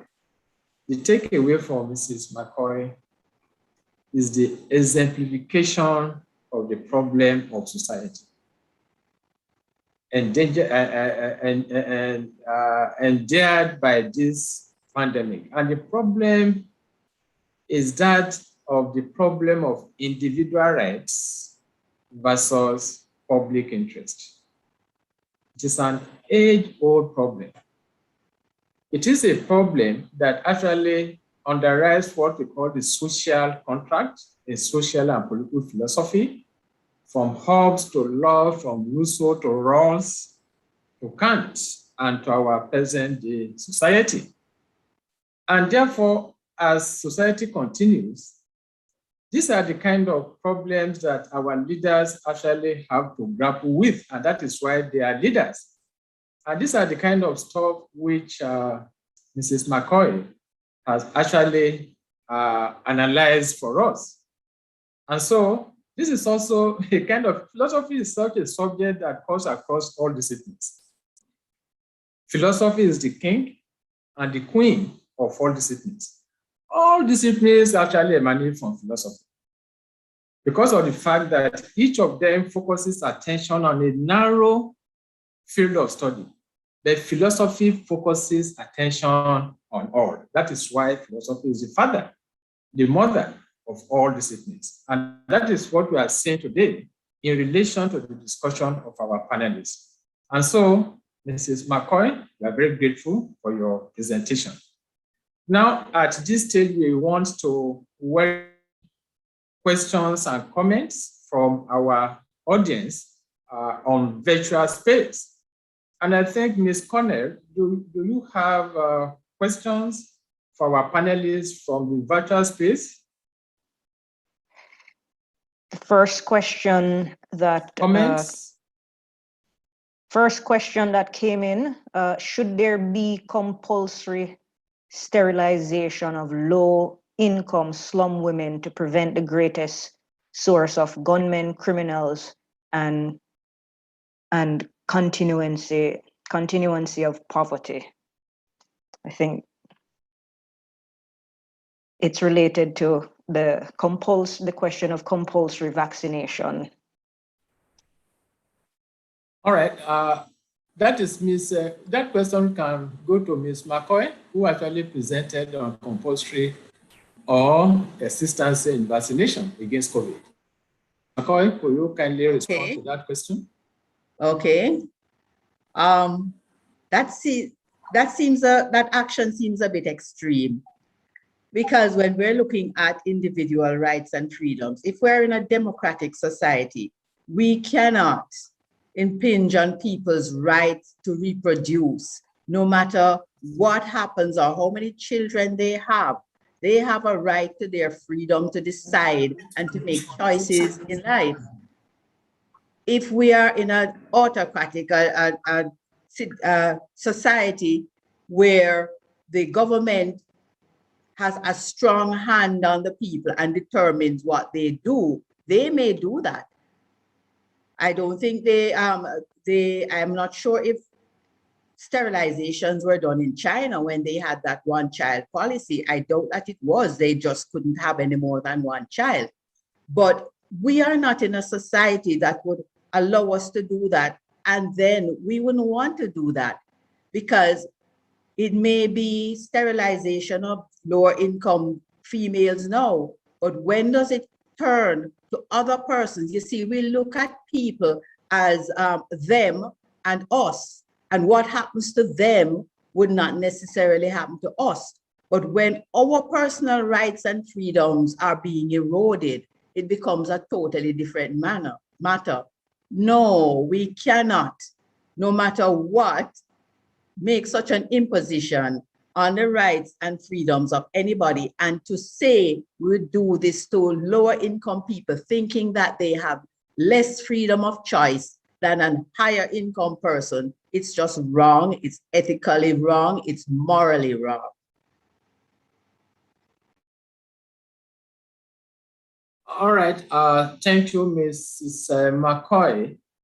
Himaha, you still have further questions from our audience? May I add something to that? Okay, please go on. Thank you. What I want to add to what Mrs. McCoy said, which is very true, is that we do not know if what is the causality of gunmen until we study it. And we're too quick because of the horrible cases that happen to make a connection. That's not necessarily a causality. So to say that women from the inner city produce gunmen is ascribing a causality. And we don't know if that is true. And if we make the assumption, then we try to come up with solutions. So there's another area where we have to get more socially aware of what is happening in our country and not just rely on social media to inform us about aspects of the society.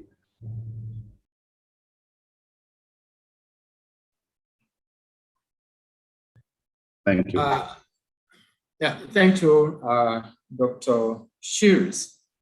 Now we are running out of time because we want to end this event by 12 o'clock.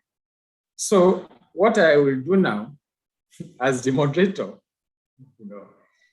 is to give our panelists 2 minutes each to speak or react to the general theme of the event, that is comments that have been made by other panelists, so that you want to respond.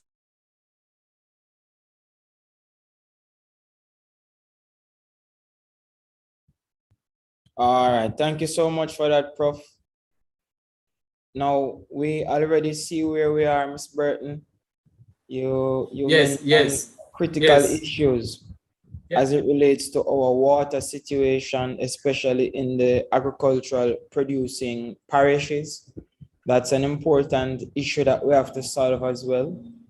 Yesterday, the IMF gave their preliminary assessment of where Jamaica is as a result of the COVID-19 pandemic. And what has been highlighted is that we definitely need to continue with our fiscal discipline.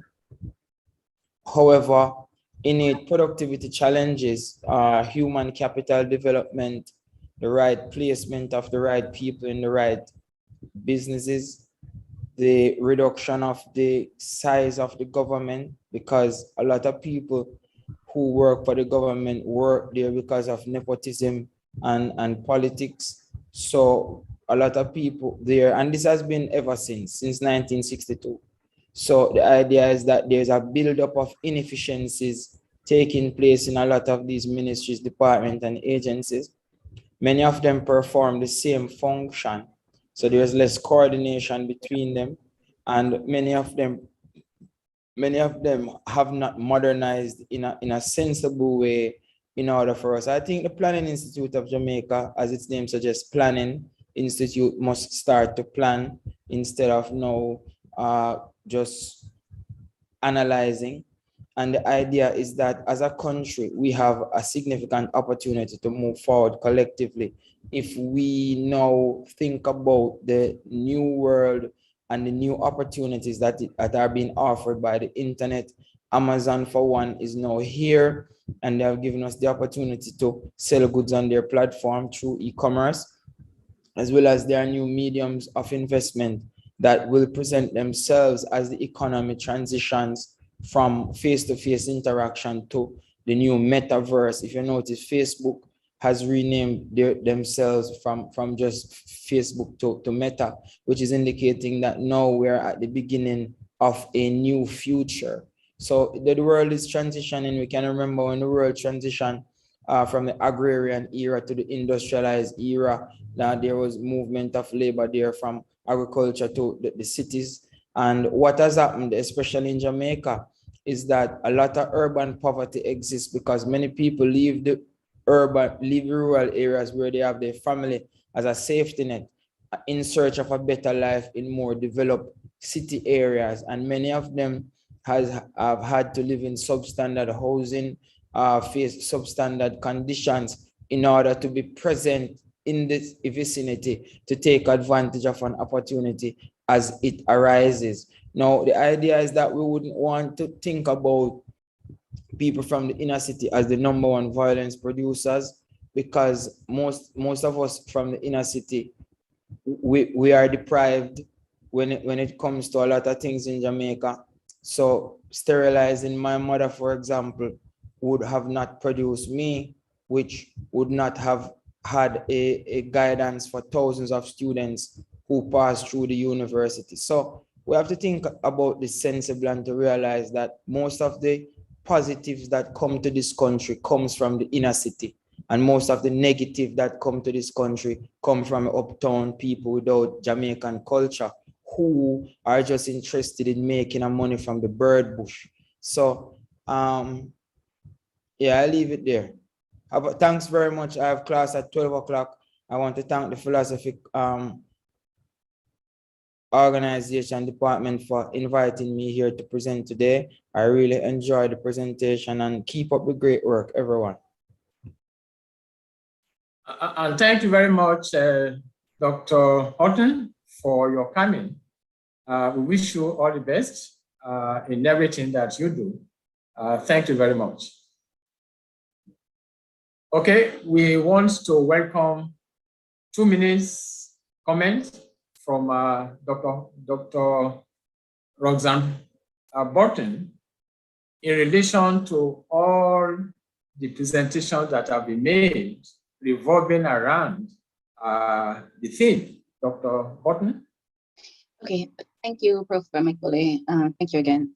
So I wanted to just quickly reflect on the theme, not specifically referring to the comments that were made before, but I wanted to spend a little time talking about what doing philosophy does in terms of helping us to better deal with some of the problems that we face. So Dr. Shields spoke about the reflection on social goods and recognizing that we're a part of a community. And that is a point that is certainly reflected in the views of some philosophers and some, you'll see my background, by the way. This is the main administrative building on the Cave Hill campus, and the shape of it is in the shape of an Akan golden stool. And Akan philosophy, philosophical thought coming from the Akan people in Ghana emphasize the idea of reflecting and recognizing that we are all parts of societies, of communities. And this is an idea that is seen very much right across African philosophy, all right? And in our Caribbean context, in Jamaica, and Dr. Shields mentioned it a bit, where we do have that kind of individual bent, but we also have a proverb that says one hand can't clap, right? So it's about recognizing that we are parts of communities.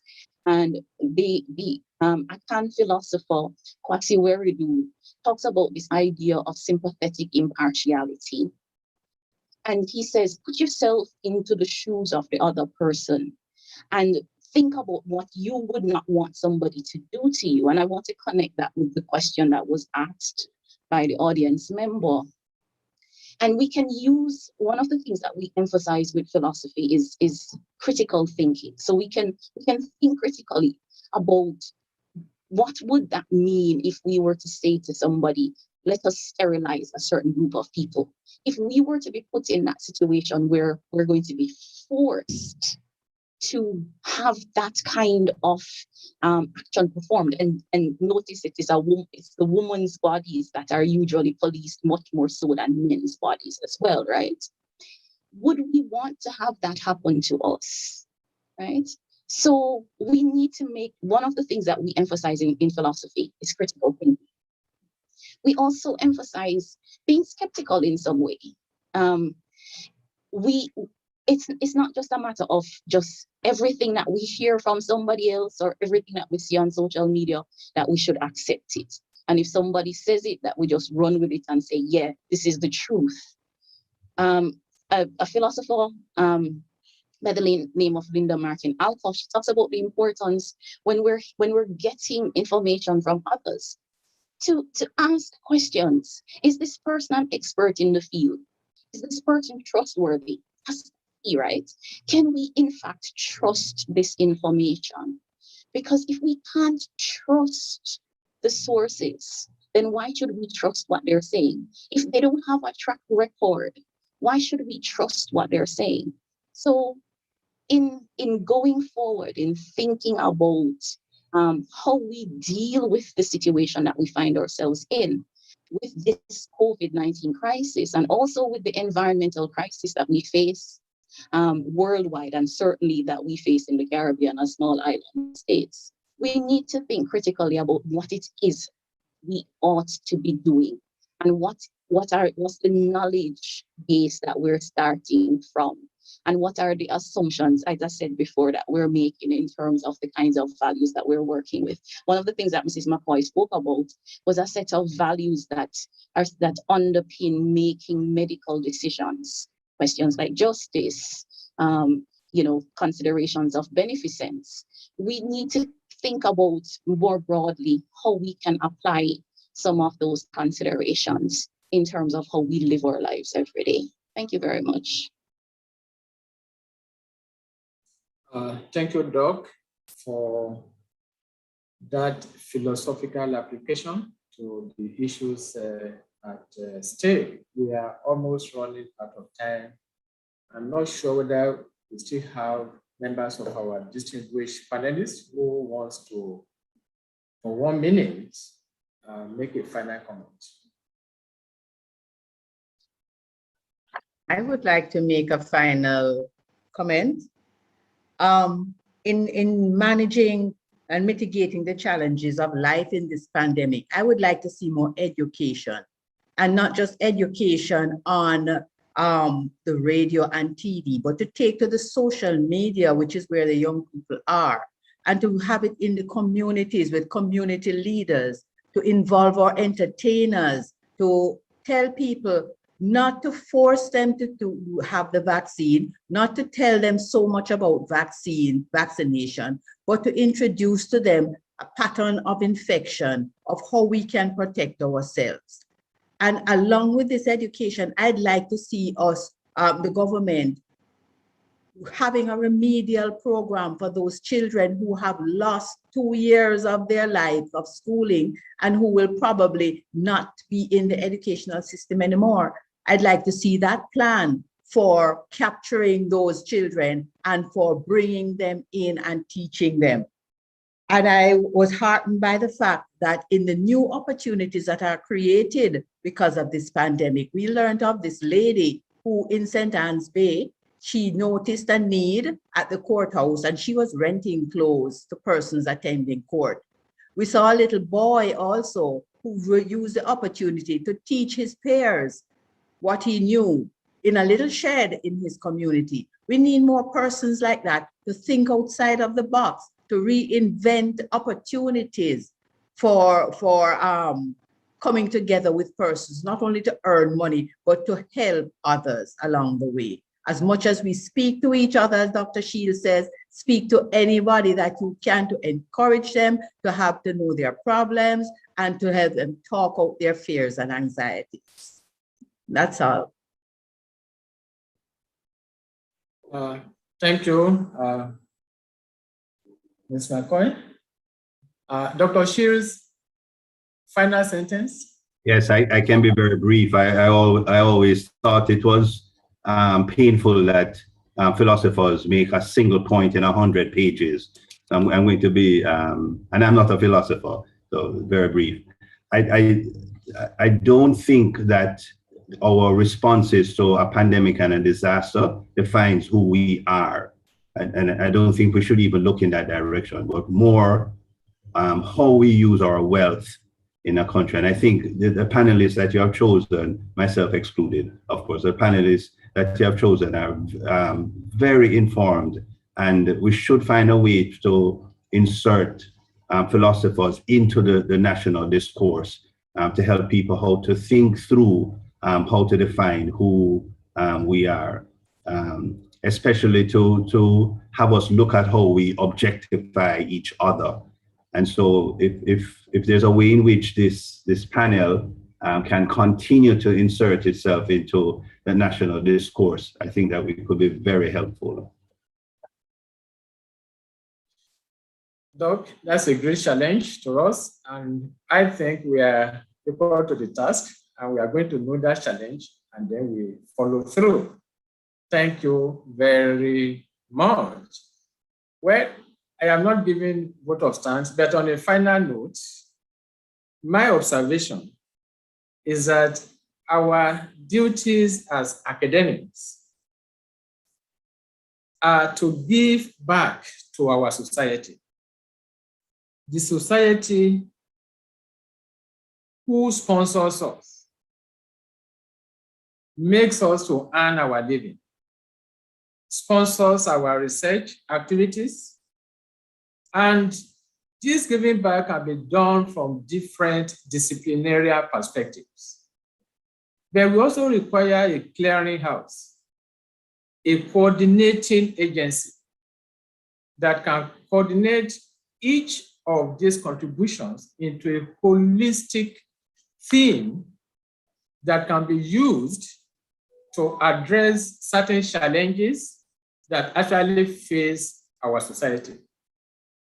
As Richard Rorty points out, whatever we do in academics, whether you're in the natural sciences, social sciences, medical sciences, what we have to do is to make our research finding relevant to our society. In other words, we need to solidarize with our society. And that is one thing that we have to note. Thrown onto us by Dr. Shields, and we are going to take up the challenge to make ourselves more visible to the public. And when we are doing that, definitely we are solidarizing with our society. Thank you very much. This is from the moderator. And I want to invite Dr. Sandra Makala now to give the vote of thanks, generally on today's event. Dr. Makala. Thank you so much, Professor Bamikoli. I'm having a problem with my video, so I will do it without the video.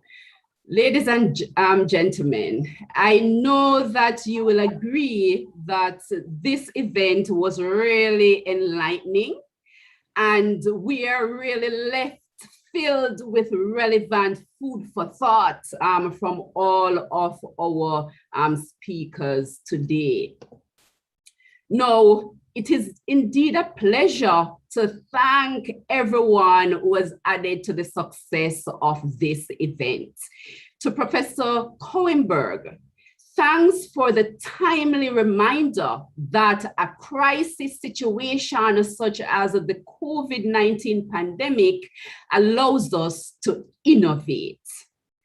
Dr. Milson White, thanks for taking time out of your busy schedule to share those inspirational words and for highlighting that through philosophy, critical reflection on world issues are explored and carefully analyzed. So let us continue to use philosophical reflections as we think through the current challenges auctioned by the pandemic. Dr. Omoshulu, thanks for your remarks and for highlighting the fact that philosophy is the oldest academic discipline and drives the foundation of other disciplines. Thus, it seeks to interrogate any cross-disciplinary issues. To Dr. Smith, thanks for performing the critical task of declaring the day open and for highlighting that philosophy gives meaning to life through critical thinking and through various dialogues. To His Excellency, Mr. Mazakui, thank you for the philosophical reflection and for reminding us of Mahatma Gandhi's words that goals will change based on our situations.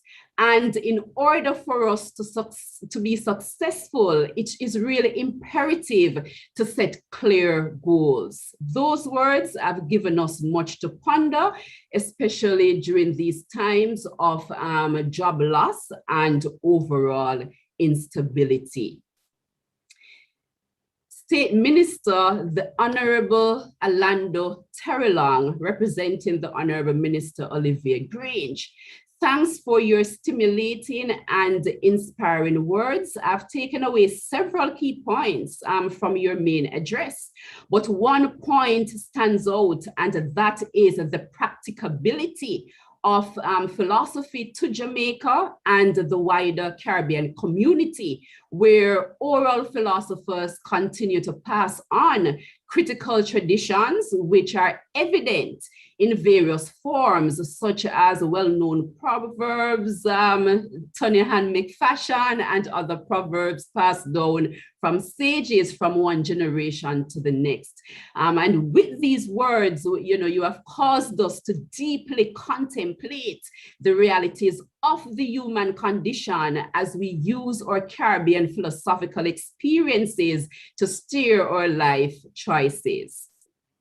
To Mr. Danai, we were truly entertained, and the words of your song are truly philosophically, steeped in philosophical ideology, the philosophical ideology of time, as you stated in your first song, that time cannot be replaced. Ms. Connell, thanks for introducing our panelists who did a marvelous job in exploring today's theme and responded to questions that we often contemplate. Dr. Burton, thanks for stepping in the shoe of an economist for a while and highlighting the situation in Barbados. Thanks for connecting economics to philosophy as you clarified certain issues by outlining the importance of equality through distributive justice. As Dr. Burton states, ladies and gentlemen, let us put our feet in the shoe of the other as we propel through life. Mrs. McCoy, Thanks for your expert ethical views as you outlined the importance of autonomy while maintaining responsibility to others. Thanks for reminding us that we need solidarity in thoughts and actions to address the challenges faced. Dr. Orton, your expertise in the area of economics is highly valued and appreciated. Thanks for sharing that the onus is really on us as citizens to look at what is happening to improve productivity and create value. Dr. Shields, our counselor and philosopher, thanks for sharing with us ways in which we can sustain psychological health as we grapple with the stresses of life. We really appreciate your guideline of social cooperation and will follow those as we seek to sustain a healthy life. We will definitely not do it alone when we are experiencing stresses. Thank you, panelists, for taking the time to serve in this capacity today. Professor Bamikoli, thanks for the excellent job chairing this event and in outlining the enduring value of philosophy to each culture and individual existential, the individual existential challenges. And you took the time to be of service today, and we're grateful. Now, I know, ladies and gentlemen, that you will agree with me that the success of any event relies heavily on persons who work behind the scenes. Thus, I will wholeheartedly thank Ms. Connell and all the members of the philosophy section who did an excellent job in planning this event. Your hard work has not gone unnoticed. Mr. Salmon and other members of the administrative staff in the Department of Language, Linguistics and Philosophy, thanks for your contribution and support.